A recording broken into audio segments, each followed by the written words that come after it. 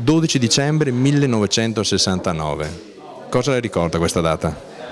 È una marea di emozioni, sia per la notizia che ho avuto della strage di Piazza Fontana con i morti, sia perché in quel momento ho fatto sintesi di informazioni, di cose che avevo visto frequentando Giovanni Ventura.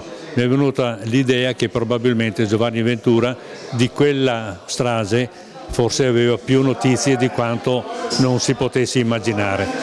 E alcuni giorni dopo ho deciso di rivolgermi alla magistratura perché sentendo lui potesse capire se sapeva di più e quali potessero essere gli artefici della strage. Lei è stato testimone volontario. Dove ha trovato il coraggio? Ogni cittadino io credo che ce l'abbia. Parlo di cittadini però. A 43 anni dalla tragedia, perché oggi è ancora importante parlarne?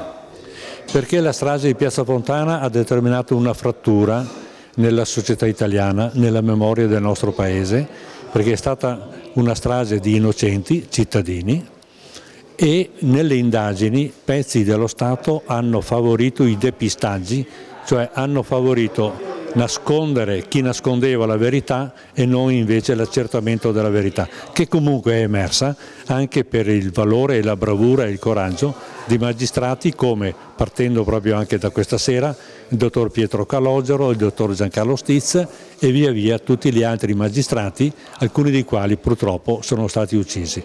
Un messaggio ai giovani, perché abbiano fiducia nello Stato anche italiano. Fatti cittadini, capendo bene nella Costituzione quali sono i vostri diritti, ma soprattutto approfondite quelli che sono i vostri doveri.